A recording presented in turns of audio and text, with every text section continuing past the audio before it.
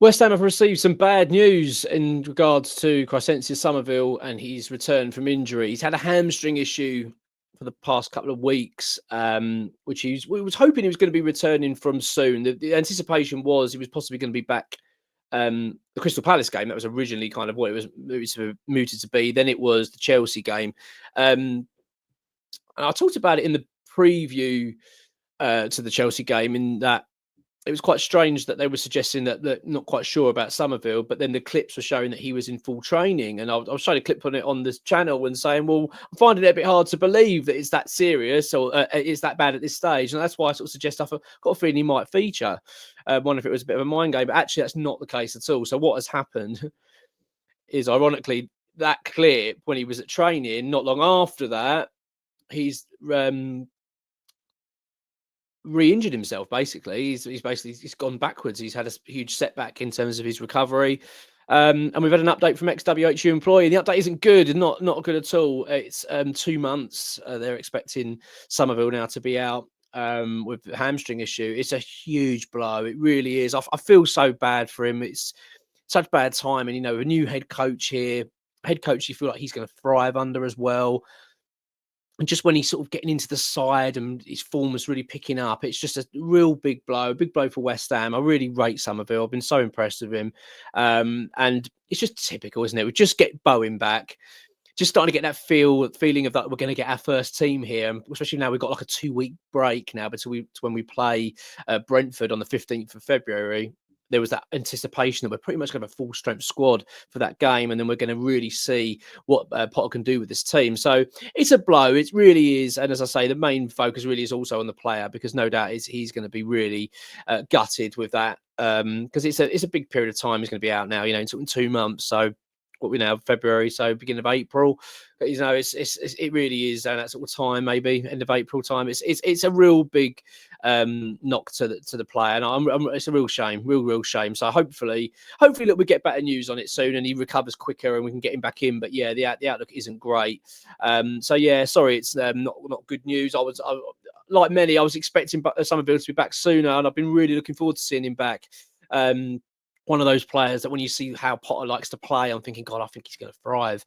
I think he's going to really enjoy playing under this head coach. So, yeah, it's a bad news and not what we needed. Obviously, the positive news, I guess you could, if you're going to try and put a bit of silver line on it, is that at least we've got a 2-week break until we play again. So if he is, let's just say, they're saying 8 weeks, right, 2 months. Let's say it's 6, because usually I like to think that these things are exaggerated a little bit. And also, where it's come from at the club, that sort of top sources, sort of David Sullivan sort of realm, you kind of imagine that they might play it a little bit worse than what it actually may be. I'm hoping that's the case. So that's where we are. It's not what we want to hear.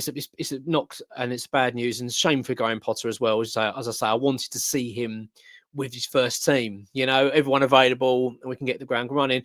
There is some positive news in the update though, and it's surrounding the other players. So we are anticipating that Lucas Paqueta, Edson Alvarez will be available, and Edson Alvarez will be available for the game against Brentford on the 15th, which is going to be a huge boost having them back in the side. And also in a long awaited return will be Jean-Claire Todibo. So that's a big boost. I mean, that's 3 key players that Potter's now going to have back available, which is great. And the other really big bit of news in terms of injury is Michail Antonio. So X has provided an update on that and suggested that Michail Antonio is soon to be going to Dubai, and he's going to be carrying out his rehabilitation out there. So that's really good to hear that he's working towards his return. Of course, he's not going to feature this season, but it'd be great to have him back available for hopefully during the summer for pre-season, and then for next season he'll be available for Graham Potter, which will be a great boost. I mean, look, Antonio, we know, is coming towards obviously the end of his career now, the latter stages, let's say, but I still think he's got a job to do at West Ham. On his day, he's still got it. We know he has, and it'd be great to see him recover, wouldn't it, and get back to full fitness. And what a moment that would be for someone that's gone through what he has been through in terms of obviously the car accident last year, to then making a return to the pitch. It really would be something special. But obviously it's a long way off yet. But the fact he's going to be going abroad for warm weather training and to continue his rehabilitation. I think it's great news. So yeah, it's a bit of a mixed bag. Really pleased about Antonio. Obviously delighted that we're going to have the likes of Paqueta, Alvarez, and Todibo back for the Brentford game. No doubt a big boost, and it's going to be very interesting to see how Potter plays now with pretty much everyone available. It's just a big blow surrounding Summerville. Of course, that was for me one of those key players. Now I just wanted that burst of pace, bit of excitement. I just feel like he gets bums off seats, Summerville, and I really like it. And I just feel like now we've got this head coach, you can see the players are responding so well to, the fans are, everyone seems to be getting on board.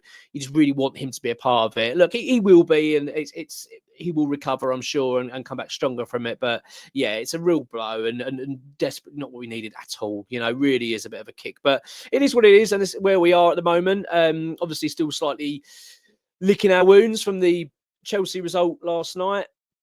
Obviously, I did my sort of little review on it earlier today. I'm still annoyed. I'm going to be honest. I still feel quite aggrieved that equaliser for them. It just, for me, it was wrong that they didn't go back and look at that Bowen challenge. I've looked at it back again. I've seen a lot of the reports. I can't believe I saw a panel on Sky Sports overnight sort of dismiss it. But anyway, I'm not going to go into moaning about it. It is what it is. It's just one of those things. I'm still really pleased with how we played. I thought it was a overall really spirited performance from West Ham. There's a lot to build on, a lot to be excited about at West Ham at the moment. But unfortunately, as I say, the news is a little bit mixed this morning. So I had an injury, big blow regarding Summerville, but we have got some positive news and others returning. Obviously, as well, we've got James Ward-Prowse and Evan Ferguson as well to add to that. When we go and play Brentford, we've got Ward-Prowse obviously returning from his loan from Nottingham Forest, but also having Evan Ferguson available. Bloody hope he's available and fit for that game, because I feel that's going to be a big boost. I'm really looking forward to it.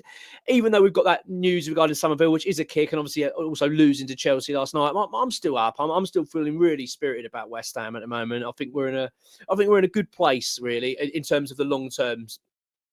This season feels a little bit now like a write-off. Not write-off's not the right word.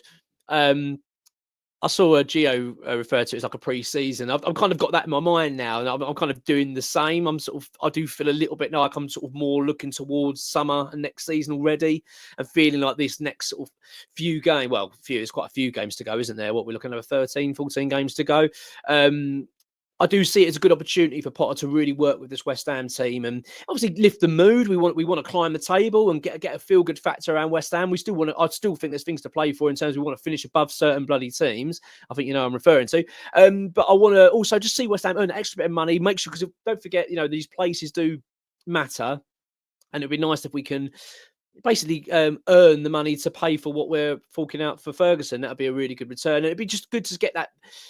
Have Potter get this team playing and in decent form for the end of this season. Then we have a good summer, rebuild, get a few bits and pieces that we need doing, and then really hit the ground running next season. I'm really optimistic, I am. But yeah, sorry about the crappy update in terms of the injury. It's a shame. I was really hoping for a bit of better news. I was hearing about obviously availability for the Brentford game, and it was looking, I was certainly hoping that Summerville will be part of that, but that's not to be. It is what it is. Let's hope he can return sooner than they're expecting, but at the moment, from what we're hearing, 2 months for Summerville. Big blow, but it is what it is. Come on, your eyes.